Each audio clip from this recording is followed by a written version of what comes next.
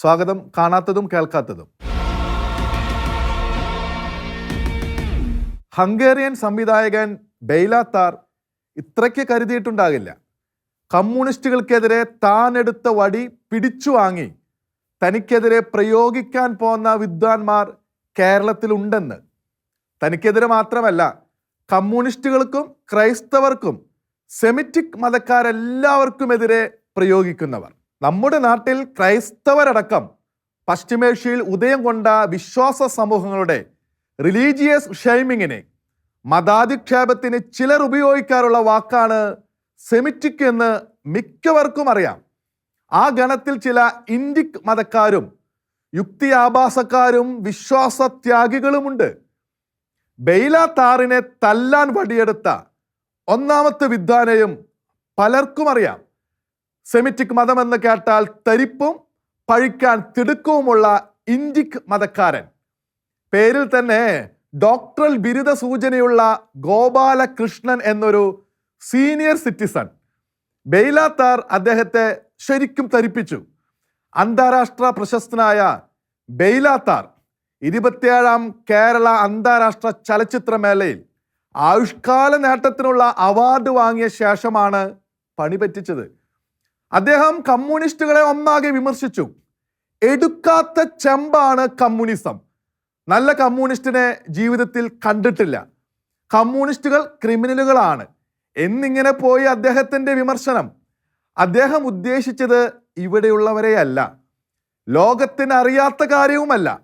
തൻ്റെ മാതൃരാജ്യമായ ഹംഗറി അടക്കം നിരവധി നാടുകളെയും ജനതകളെയും സംസ്കാരങ്ങളെയും തകർത്ത കമ്മ്യൂണിസ്റ്റ് ആധിപത്യത്തെക്കുറിച്ച് ലോകമറിയുന്ന സത്യങ്ങൾ അദ്ദേഹം പറഞ്ഞപ്പോൾ അനുഭവസ്ഥനിൽ നിന്ന് നേരിട്ടു കേൾക്കാൻ ഇവിടെയുള്ളവർക്ക് കഴിഞ്ഞു എന്നതാണ് പ്രത്യേകത. കമ്മ്യൂണിസ്റ്റുകളെ പറഞ്ഞത് ഗോപാലകൃഷ്ണനെ വല്ലാതെ ഹരം പിടിപ്പിച്ചു. എന്നാൽ ഏറെ ഹരം കൊണ്ടത് ഇടതു സർക്കാരിൻ്റെ അവാർഡ് കയ്യിൽ വെച്ചുകൊണ്ട് ഇത് പറഞ്ഞു എന്നതിലാണ്. അപ്പോഴാവണം അദ്ദേഹത്തിന് തോന്നിയത് കിട്ടാനുള്ളത് കൈക്കലാക്കിയിട്ട് കുറ്റം പറയുന്ന ഭയങ്കര സംഭവമാണല്ലോ ഇതെന്ന്. ഒപ്പം അതിനേക്കാൾ വലുതായ മറ്റൊന്നും കൂടി തലയിൽ തട്ടി. ബെയ്ലാത്താർ ഹംഗറിക്കാരൻ, ഹംഗറി ക്രൈസ്തവരുടെ രാജ്യം. അപ്പോൾ ബെയ്ലാത്താർ ചെയ്തത് ക്രൈസ്തവരുടെ കയ്യിലിരിപ്പ്, ക്രൈസ്തവരോടുള്ള മുൻവിധിയും അവജ്ഞയുമെല്ലാം പുറത്തു വന്നു. ഇതാണ് ക്രിസ്ത്യാനികളുടെ രീതി, സെമിറ്റിക് മതക്കാരുടെ രീതി. ഇപ്പുറത്തു നിന്ന് കിട്ടാവുന്നതൊക്കെ വാങ്ങിയിട്ട് അപ്പുറത്തേക്ക് ചായുക, അപ്പുറത്തു നിന്ന് കിട്ടാവുന്നതെല്ലാം നേടിയിട്ട് ഇപ്പുറത്തേക്കും ചായുക. ഇതാണല്ലോ ക്രിസ്ത്യാനികളുടെയും സെമിറ്റിക് മതക്കാരുടെയും നാണം കെട്ട പണിയെന്ന്. സത്യത്തിൽ ക്രൈസ്തവരോടുള്ള അവജ്ഞ നിറഞ്ഞ മുൻവിധി കാരണം ഇതെല്ലാം പറയുമ്പോൾ തൻ്റെ അറിവില്ലായ്മ തന്നെ പരിഹാസനാക്കുകയാണെന്ന കാര്യം അദ്ദേഹം അറിഞ്ഞില്ല. അതായത് ബെയ്ലാത്താർ ഹംഗേറിയൻ ആണെങ്കിലും ലത്തീൻ സഭക്കാരനോ കത്തോലിക്ക വിശ്വാസിയോ ക്രൈസ്തവനോ അല്ല. അദ്ദേഹം ദൈവത്തിൽ വിശ്വസിക്കാത്ത, മതമില്ലാത്ത വ്യക്തി. ഹംഗറിയിലെ ജനസംഖ്യയിൽ 2% വരുന്ന നാസ്തികരിൽ ഒരാൾ, ദൈവത്തിൽ വിശ്വസിക്കുന്നില്ലെന്ന് തുറന്നു പറഞ്ഞിട്ടുള്ള ആൾ. കമ്മ്യൂണിസത്തെ ബെയ്ലാത്താർ തള്ളി പറഞ്ഞപ്പോൾ ആൾ ക്രൈസ്തവനായിരിക്കുമെന്ന് ഗോപാലകൃഷ്ണൻ ധരിച്ചുപോയി. അതൊരു വിഷ്ഫുൾ തെറ്റിദ്ധാരണയായിരുന്നു, ആഗ്രഹിച്ച തെറ്റിദ്ധാരണ. അങ്ങനെയാണെങ്കിൽ അല്ലേ ക്രൈസ്തവരെ താറടിക്കാൻ വകയാകൂ? പറഞ്ഞത് ഭോഷത്വവും അറിവുകേടുമായാൽ എന്താ? മുൻവിധിയോടെ ക്രൈസ്തവരെ അധിക്ഷേപിച്ചു കഴിഞ്ഞപ്പോൾ ചാരിതാർത്ഥ്യമായി. അറിവുള്ളവരുടെ മുമ്പിൽ പരിഹാസ്യനായത് അറിയാതെ അദ്ദേഹം ഇപ്പോഴും മിഥ്യാചാരിതാർത്ഥ്യത്തോടെ കഴിയുകയുമാകാം. അദ്ദേഹം ഗ്രഹിക്കാതെയോ മറന്നോ പോയ മറ്റൊന്നുണ്ട്. കമ്മ്യൂണിസത്തെ സുരക്ഷിതമായി കൂട്ടിലിരുന്ന് പഴിക്കുന്ന അദ്ദേഹമല്ല ആഗോളതലത്തിൽ കമ്മ്യൂണിസ്റ്റ് സർവാധിപത്യത്തെ ഇക്കാലം അത്രയും എതിർത്തു പോന്നതെന്ന കാര്യം. കോടിക്കണക്കിന് ക്രൈസ്തവർ കമ്മ്യൂണിസത്തോടുള്ള എതിർപ്പിൽ ക്രൂരമായി പീഡിപ്പിക്കപ്പെട്ടിട്ടുണ്ട്. ക്രൈസ്തവ സമൂഹങ്ങൾ തകർക്കപ്പെട്ടിട്ടുണ്ട്. നിരവധി പേർ ജീവൻ ബലി കഴിച്ചിട്ടുണ്ട്. അനേകം ക്രൈസ്തവ വൈദികരും സഭാ മേലധ്യക്ഷന്മാരും വധിക്കപ്പെടുകയും തുറുങ്കിലടക്കപ്പെടുകയും ചെയ്തിട്ടുണ്ട്. ആഗോള ഭൂമികയിലെ സഹനങ്ങളിലോ ഒന്നും ഇൻഡിക് മതക്കാരുടെ സാന്നിധ്യം ഉണ്ടായിട്ടില്ല. സോവിയറ്റ് യൂണിയനിലും യൂറോപ്പിലെ കമ്മ്യൂണിസ്റ്റ് രാജ്യങ്ങളിലും ഉത്തര കൊറിയയിലും ചൈനയിലും ഒക്കെ ക്രൈസ്തവർ എങ്ങനെയാണ് കീഴ്പ്പെടുത്തപ്പെടുകയോ ഉന്മൂലനം ചെയ്യപ്പെടുകയോ ഉണ്ടായതെന്ന് ഗോപാലകൃഷ്ണനെ ഇനിയാണെങ്കിലും ചരിത്രം വായിച്ച് ഓർമ്മയിൽ വെക്കാൻ അവസരമുണ്ട്. കമ്മ്യൂണിസ്റ്റ് രാജ്യങ്ങളിലെ കാര്യം വിടാം. ക്രൈസ്തവർ അല്ലെങ്കിൽ സെമിറ്റിക് മതക്കാർ ആരിലും നിന്നും കിട്ടാവുന്നത് വാങ്ങിയെടുക്കുന്നവരാണെന്ന് ആക്ഷേപിച്ച ഗോപാലകൃഷ്ണൻ മൂക്കിന് കീഴിലെ വസ്തുതയും മറന്നു. ഇന്ത്യയിൽ, കേരളത്തിൽ കമ്മ്യൂണിസം വന്നപ്പോൾ ആ വണ്ടിയിലേക്ക് ദീർഘദൃഷ്ടിയോടെ ചാടിക്കയറിയത് സെമിറ്റിക് മതത്തിലുള്ളവരല്ല, ഇന്ത്യക് മതത്തിലെ മേൽക്കോയ്മക്കാർ തന്നെയായിരുന്നു. അത് മറന്നതോ മറവി നടിക്കുന്നതോ.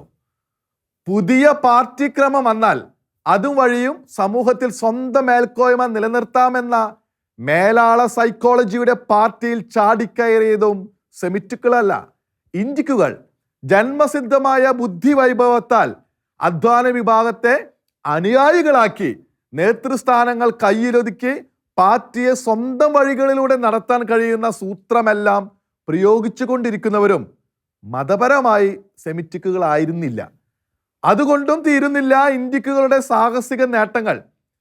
ബ്രിട്ടീഷുകാർ ഇവിടെ ഭരണം പിടിച്ചത് സ്വന്തം ശക്തിയാലല്ല.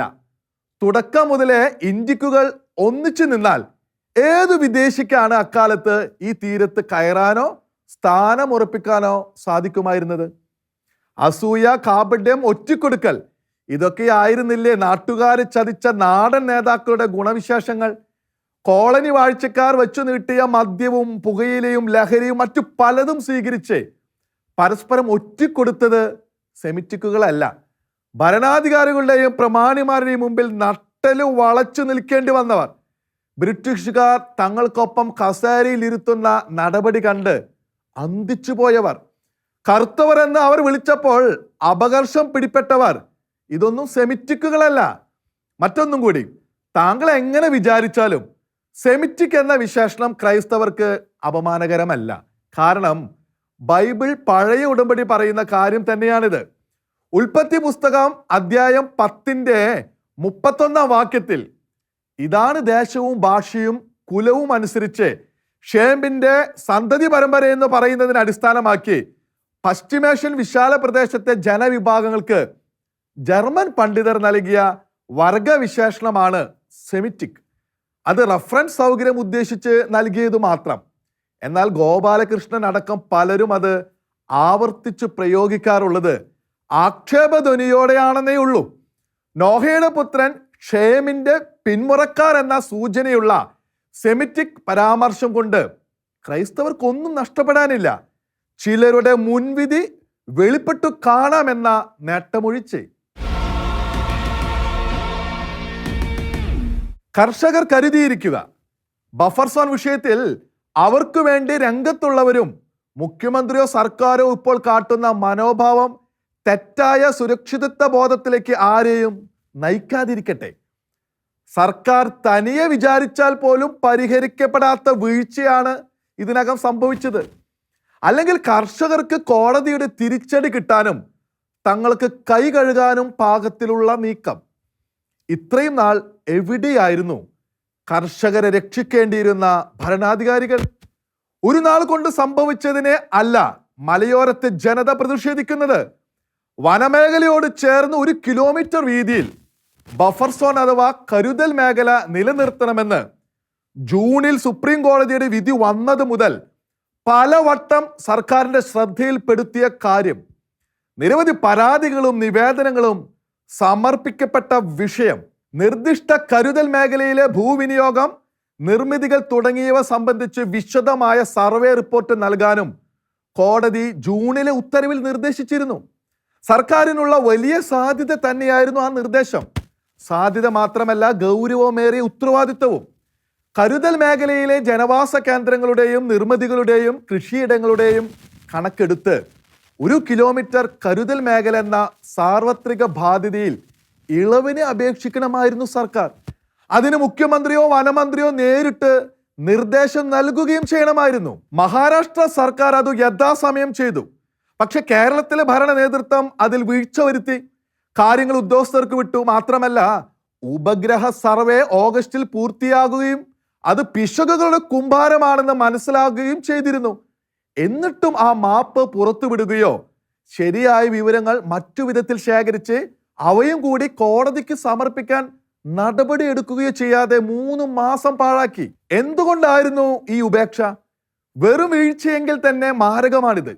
ആരോ തിരുത്താൻ സമയമില്ലെന്ന ന്യായത്തിൽ സുപ്രീം കോടതിക്ക് മുമ്പാകെ കർഷകർക്ക് ദ്രോഹകരമായ രേഖ സമർപ്പിക്കാനുള്ള തന്ത്രമോ?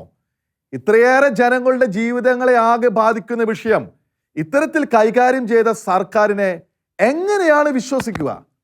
ഇതൊരു സാധാരണ വീഴ്ചയല്ല, കൈപ്പിഴയല്ല. കാരണം നാളുകളായി നിരവധി പേർ ഭരണാധികാരികളെ ഇക്കാര്യം ധരിപ്പിക്കുന്നുണ്ടായിരുന്നു. വാർത്തകളിലും മാധ്യമ അവതരണങ്ങളിലും വിഷയം വ്യാപകമായി ഇടം പിടിച്ചതുമാണ്. എന്നിട്ടും 11-ാം മണിക്കൂറിൽ മാത്രമാണ് മുഖ്യമന്ത്രിയുടെ ശ്രദ്ധയിൽ ഇത് വരുന്നതെന്ന് പറഞ്ഞാൽ കർഷകർ അപകടം കരുതിയിരുന്നേ മതിയാകൂ എന്നാണ് അർത്ഥം. അല്ലാത്ത പക്ഷം വിഴിഞ്ഞം സമരത്തിൽ സംഭവിച്ചത് തന്നെയാകും ആവർത്തിക്കുക. മത്സ്യത്തൊഴിലാളികളുടെ സമരശേഷിയും അവർക്ക് വേണ്ടി സമരരംഗത്തെത്താൻ ലത്തീൻ സഭാ നേതൃത്വത്തിനുള്ള സാധ്യതയും തകർക്കുന്നതിൽ ഭരണപക്ഷത്തിന്റെ ഗൂഢാലോചന വിജയിച്ചു. അതിന് തീരമേഖലയിലെ ജനങ്ങൾ കൊടുക്കേണ്ടി വന്ന വില ആരും മറക്കരുത്. സംഭവിച്ചത് മുഴുവൻ നഷ്ടം, ദേഹത്തെ വടവും മനസ്സിലെ മുറിവും ജീവിത ദുരിതവും. സമരം തീർക്കാൻ സർക്കാർ പ്രഖ്യാപിച്ച പുനരധിവാസ പദ്ധതികൾ വാക്കുപാലിച്ചു നടപ്പാക്കുന്നില്ലെങ്കിൽ അവരുടെ അവസ്ഥ എന്താകുമെന്ന് ഇപ്പോൾ പറഞ്ഞുകൂടാ. എന്തായാലും ഒരിക്കൽ സർക്കാരിനൊപ്പം നിന്നവരെന്ന് അവകാശപ്പെടുകയും സങ്കടപ്പെടുകയും ചെയ്ത തീരജനതയുടെ അനുഭവം മലയോര കർഷകർക്കും പാഠമാണ്. കാരണം ഇതിനകം കർഷകരെ സർക്കാർ കൊണ്ടെത്തിച്ചിരിക്കുന്നത് ഉറപ്പുള്ള നിയമസംരക്ഷണത്തിന്റെ പരിസരത്ത് എങ്ങുമല്ല. സുപ്രീം കോടതിക്ക് ബോധ്യപ്പെട്ടാൽ മാത്രം കർഷകർക്ക് ആശ്വാസം ലഭിച്ചേക്കാവുന്ന ഭാഗ്യപരീക്ഷണത്തിന്റെ അവസ്ഥയിൽ ഉപഗ്രഹ സർവേയുടെ റിപ്പോർട്ടുമായി കുഴപ്പങ്ങൾ നിറഞ്ഞ മാപ്പുമായി സർക്കാർ നേരെ സുപ്രീം കോടതിയിലേക്ക് ചെന്നാൽ പിന്നെ കർഷകർ എപ്പോൾ കുടിയിറങ്ങേണ്ടി വരുമെന്ന് ആലോചിക്കാനുണ്ടാകൂ. കർഷകരുടെ മുറവിളിയല്ല, സർക്കാരിന്റെ വീഴ്ചയും അവതരണവും മാത്രമാണ് കോടതിയിലെത്തുക. ഇത്രയേറെ സമയം നൽകിയിട്ടും കുറ്റമറ്റ റിപ്പോർട്ട് പൂർത്തിയാക്കാതെ കൂടുതൽ സമയം ചോദിച്ചാൽ അത് ഭാഗ്യപരീക്ഷണമാണെന്ന് മനസ്സിലാക്കാൻ വക്കീലാകേണ്ടതില്ല. ഗൗരവമേറിയ പിശകുകൾക്ക് പരിഹാരം ആവശ്യപ്പെടാനും പരിഹാരം നിർദ്ദേശിക്കാനും ഒക്കെയുള്ള എല്ലാ അവസരവും ജനങ്ങൾക്ക് നിഷേധിക്കപ്പെട്ടു. സാധ്യതകൾ നഷ്ടമായ കർഷകരെ ബൊമ്മകളാക്കി കുഴപ്പം പിടിച്ച റിപ്പോർട്ടുമായി സുപ്രീം കോടതിയെ സമീപിക്കുമ്പോൾ സർക്കാരിന് എന്തു ധൈര്യമാണുള്ളത് ജനങ്ങൾക്ക് ആശ്വാസം കിട്ടുമെന്ന്? പ്രതീക്ഷിക്കാനുള്ള അവകാശം സ്വയം പാഴാക്കിയിട്ടാണ് 11-ാം മണിക്കൂറിൽ സർക്കാർ എന്തൊക്കെയോ ഉറപ്പുകൾ പറയുന്നത്. ആ ഉറപ്പുകൾക്ക് അർത്ഥമുണ്ടോ? ഉണ്ടാകണം, ഉണ്ടായേ പറ്റൂ. സർക്കാരിന്റെ വീഴ്ച സുപ്രീം കോടതി ക്ഷമിച്ചില്ലെങ്കിൽ അനുഭവിക്കേണ്ടി വരുന്നത് മലയോര ജനതയാണല്ലോ. അത് ഏതൊക്കെ വിധത്തിലാകുമെന്ന് ചിന്തിക്കാൻ കൂടി കഴിയാത്ത അവസ്ഥയാണിപ്പോൾ. ഇത്ര നിസ്സാരമായി ഇത്രയേറെ ജനങ്ങളുടെ ജീവിതങ്ങളെ കാണാൻ സർക്കാരിന് എങ്ങനെയാണ് കഴിയുന്നത്?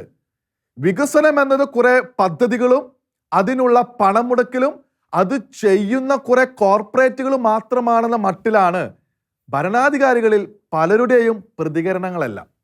നാട്ടിലെ ജനങ്ങളിൽ വലിയ വിഭാഗത്തിന്റെ പ്രശ്നങ്ങളോടും മുറവിളിയോടും അവർക്ക് അനുഭാവമില്ല. എത്രയോ ജില്ലകളിലെ എത്രയോ ലക്ഷം ജനങ്ങളെ ഗുരുതരമായി ബാധിക്കുന്നതാണ് ബഫർ സോൺ വിഷയം. അത് വെള്ളപ്പൊക്കമോ ഭൂകമ്പമോ പോലെ പെട്ടെന്നുണ്ടായതല്ല. പരിശോധിക്കാൻ സർക്കാരിന് സമയം കിട്ടാതെ പോയതുമല്ല. എന്നിട്ടും കർഷകർ ആശങ്കയുടെ കയത്തിലാണിപ്പോൾ. അവരെ സർക്കാർ അവിടേക്ക് തള്ളിയിട്ടിരിക്കുന്നു. ഇത്രമാത്രം ഇക്കാര്യം അവഗണിക്കാൻ സർക്കാരിന് നിക്ഷിപ്ത താല്പര്യങ്ങളുണ്ടോ? മലയോര കർഷകരോട് നിസ്സംഗതയുണ്ടോ? സംശയം തോന്നിപ്പോകുന്നു. മുഖ്യമന്ത്രി സഭാ മേലധ്യക്ഷന്മാരെയും മറ്റും കണ്ടത് നല്ല കാര്യം. അത് സംഭാഷണത്തിന്റെയും പരസ്പര വിശ്വാസത്തിന്റെയും വഴിയുമാണ്. എന്നാൽ അതിൻ്റെ ആശ്വാസമല്ല മലയോരത്തെ ജനങ്ങൾക്ക് ഇപ്പോൾ മതിയാകുന്നത്. കാരണം തുടക്കത്തിൽ പറഞ്ഞതുപോലെ സർക്കാർ തനിയെ വിചാരിച്ചാൽ പരിഹരിക്കപ്പെടാത്ത വീഴ്ചയാണ് ഇക്കാര്യത്തിലുള്ളത്. സുപ്രീം കോടതി എന്തു പറയാൻ പോകുന്നു എന്നതിലാണ് കർഷകർക്ക് ആശങ്ക. അവരുടെ എല്ലാ ആകുലതയും അതേക്കുറിച്ച് തന്നെ. രേഖകളിൽ മാത്രം കാര്യങ്ങൾ അറിയുന്ന ന്യായാധിപന്മാരുടെ മുൻപിൽ ജനങ്ങൾക്കു വേണ്ടി മതിയായ രേഖകൾ എത്തിക്കാനുള്ള ബാധ്യത സർക്കാരിൻ്റെതാണ്. അത് തയ്യാറാക്കുന്നതിൽ സർക്കാർ വരുത്തിയ വീഴ്ച എത്ര ലക്ഷം പേരുടെ ഹൃദയങ്ങളിലാണ് ആദി പടർത്തുന്നതെന്ന് കാണാൻ ഭരണാധികാരികൾ വൈകി. ഇനി തർക്കത്തിന് സമയമില്ല. വേണമെങ്കിൽ കാര്യങ്ങൾ വേഗത്തിൽ നീക്കാൻ അറിയുന്ന സർക്കാരാണിത്. ആ വേഗം ഇനിയുള്ള ദിവസങ്ങളിൽ ഉണ്ടായാൽ നിർദ്ദിഷ്ട 1 കിലോമീറ്റർ കരുതൽ മേഖല തിരക്കുള്ള ജനവാസ മേഖലയെന്ന് ബോധ്യമാക്കുന്ന വിധത്തിൽ ഫീൽഡ് സർവേ റിപ്പോർട്ട് തയ്യാറാക്കാൻ കഴിയും. അത് സമർപ്പിച്ചുകൊണ്ട് കോടതിയോട് സാവകാശം ആവശ്യപ്പെടുകയും ചെയ്യാം. ഭരണം നടത്തേണ്ടത് വനം വകുപ്പ് ഉദ്യോഗസ്ഥരല്ല, തങ്ങളാണെന്ന കാര്യത്തിൽ ഭരണാധികാരികൾ മറവി ഭാവിക്കരുത്. അവരെ പഴി പറഞ്ഞ് ദുരുദ്ദേശങ്ങൾ നടപ്പാക്കുകയും അരുത്. അത് കുഴപ്പമുണ്ടാക്കും. എന്താണ് ക്രിസ്തുമസ് നക്ഷത്രമെന്ന് ചോദിക്കുന്നവർക്ക് ഒരു ഉത്തരം. ഒരു സ്ത്രീനാമം, പട്രീഷ്യ ഹീറ്റൺ. പ്രശസ്ത ഹോളിവുഡ് നടി, ധീരതയും തീക്ഷ്ണതയുമുള്ള സാധാരണ വിശ്വാസി. സാക്ഷാൽ ദൈവത്തിലേക്ക്, വചനമായ ദൈവത്തിലേക്കും ദൈവവചനത്തിലേക്കും നയിക്കുന്ന തിരിവട്ടം പോലെ അവരുടെ വാക്കുകൾ. തന്നെ ആദരിക്കുന്നവരോട് അവർ പറയുന്നു, ഞാൻ വിശുദ്ധ ബൈബിൾ മുഴുവൻ വായിച്ചു കഴിഞ്ഞു, നിങ്ങൾ മുഴുവൻ വായിക്കുക. ഈ വർഷത്തെ ആഗമന കാലത്തിൻ്റെ തുടക്കത്തിൽ തന്നെ ബൈബിൾ വായന പൂർത്തിയാക്കി ലോകത്തോട് അവരത് വെളിപ്പെടുത്തി. ഹോളിവുഡ് നൽകിയ പ്രശസ്തിക്കും പ്രതാപത്തിനും നടുവിലാണ് കഴിഞ്ഞ 1 വർഷം കൊണ്ട് അവർ ബൈബിൾ മുഴുവൻ വായിച്ചത്. എന്താണ് അവരുടെ പ്രത്യേകത? പരസ്യമായി ഏറ്റുപറയുന്ന കത്തോലിക്ക വിശ്വാസി ആണെന്നത് തന്നെ. ഗർഭസ്ഥ ശിശുക്കളുടെ ജീവിക്കാനുള്ള അവകാശത്തിനു വേണ്ടി ശബ്ദിക്കുന്ന, ഭ്രൂണഹത്യയെ എതിർക്കുന്ന വനിത. അവരുടെ സഹോദരി ഡൊമിനിക്കൻ കന്യാസ്ത്രീയാണ്. വിശ്വാസം തുറന്നു പറഞ്ഞാൽ ഹോളിവുഡിലെ അവസരം നഷ്ടപ്പെടുമെന്ന് ഭയക്കാത്ത പട്രീഷ്യ ഫ്രാൻസിസ് മാർപ്പാപ്പയെ സന്ദർശിക്കുകയും പരസ്യമായി തൻ്റെ വിശ്വാസം സാക്ഷ്യപ്പെടുത്തുകയും ചെയ്തിട്ടുണ്ട്. അവരുടെ വിശ്വാസ സാക്ഷ്യം പലർക്കുമുള്ള മറുപടിയാണ്. വിശ്വാസം പഴഞ്ചനും പിന്തിരിപ്പനും പുരോഗമന വിരുദ്ധവുമാണെന്ന് കരുതുന്നവർക്കുള്ള മറുപടി. സ്വതന്ത്ര ചിന്തയാണ് ശരിയെന്നും വിശ്വാസം അടിമത്തമാണെന്നും വാദിച്ച് പാശ്ചാത്യരെക്കാൾ പുരോഗമനം ഭാവിക്കുന്ന ചില നാടൻ പുരോഗമനവാദക്കാർക്കുള്ള മറുപടി. ചെറിയ പ്രശസ്തിക്കും നേട്ടത്തിനും വേണ്ടി തിരുസഭയെയും വിശ്വാസത്തെയും തള്ളിപ്പറയുന്നവരെവിടെ? പട്രീഷ്യ എവിടെ? അവർ പ്രത്യാശ വെച്ചത് മനുഷ്യരാരിലുമല്ല, തിരുസഭയിലും വിശുദ്ധ ഗ്രന്ഥത്തിലുമുള്ള ദൈവത്തിൽ. യേശുവിൽ മാത്രമാണ് അവർക്ക് പ്രത്യാശയുള്ളത്. അതുകൊണ്ട് ഹോളിവുഡിലെ ക്രിസ്തു മൈത്രി ഇല്ലാത്ത സാഹചര്യം അവർക്ക് പ്രശ്നമാകുന്നില്ല. തൊഴിൽ ചെയ്യുന്നവർ പരസ്പരം സ്നേഹത്തോടെയും അംഗീകാരത്തോടെയും അത് ചെയ്യുന്നു. പട്രീഷ്യയുടെ മറുവശത്ത് ഇന്നാട്ടിലെ പലരെയും നിർത്താനുണ്ട്. വൈദികരെയും മേലധ്യക്ഷന്മാരെയും കുറ്റപ്പെടുത്തി സഭ വിട്ടോടുന്ന ചിലരെ. അവർ എവിടെ എത്തിപ്പെട്ടാലും പഴിക്കലും കുറ്റപ്പെടുത്തലും മുഖ്യ പ്രതികരണമായി തുടരുന്നു. കാരണം അവരെ ഭരിക്കുന്നത് വിദ്വേഷം, അവരറിയുന്നതും അറിയാത്ത വിധം അടിമനസ്സിലേക്ക് ആണ്ടുപോയതുമായ വിദ്വേഷം. തിരുസഭ വിട്ടുപോകുന്നവരുടെ ആത്മരക്ഷ അപകടത്തിലാകാമെന്ന ആശങ്കയുള്ളവരാണ് സഭയിലെ വൈദികരും പിതാക്കളും. ആ നഷ്ടത്തിന് തങ്ങളുടെ ആത്മാവ് ഉത്തരം പറയേണ്ടി വരുമെന്ന ബോധ്യമുള്ളവർ. അതിനാൽ അത്തരം പോക്ക് തടയാൻ അവർ പരമാവധി ശ്രമിക്കുക തന്നെ ചെയ്യണം. അവർ മാത്രമല്ല, ഓരോ വിശ്വാസിയും ചെയ്യേണ്ടതാണത്. അത് അവകാശം മാത്രമല്ല, ഒഴിവില്ലാത്ത ഉത്തരവാദിത്വവുമാണ്. അതിൻ്റെ പേരിൽ കേരളത്തിലെ ചില പിതാക്കന്മാരെ കുറ്റപ്പെടുത്തുന്ന പുത്തൻ വിഭാഗക്കാരും ഈ നാട്ടിൽ തന്നെ ഉണ്ട്. വ്യക്തികളെ കുറ്റം പറഞ്ഞാണ് അവർ തിരുസഭയെ തന്നെ ഉപേക്ഷിച്ചു പോകുന്നത്. ഇതാണ് വൈചിത്ര്യം. അത്രയും കാലം അവർ പ്രത്യാശ വെച്ചിരുന്നത് യേശുവിലും പരിശുദ്ധ ത്രിത്വത്തിലും ദിവ്യബലിയിലുമോ അതോ ഏതാനും മനുഷ്യരിലോ? അവരുടെ ആഭിമുഖ്യം തെറ്റിപ്പോയി എന്നതിന് ഇതിലും വലിയ തെളിവ് വേണ്ട. അത്തരമൊരു തെറ്റാവാം അവരുടെ പുത്തൻ സഭാബാന്ധവവും. ഈ ക്രിസ്തുമസ് വേളയിൽ കത്തോലിക്ക സഭാ നേതൃത്വത്തോടുള്ള അവരുടെയെല്ലാം എതിർപ്പും രോഷവും നീങ്ങാൻ പട്രീഷ്യയെ പോലുള്ളവരുടെ സാക്ഷ്യങ്ങൾ വെളിച്ചമാകേണ്ടതാണ്. അങ്ങനെയാകട്ടെ എന്ന് ആശംസിക്കാം. കാണാത്തതും കേൾക്കാത്തതും അടുത്ത ആഴ്ച ഇതേ സമയം.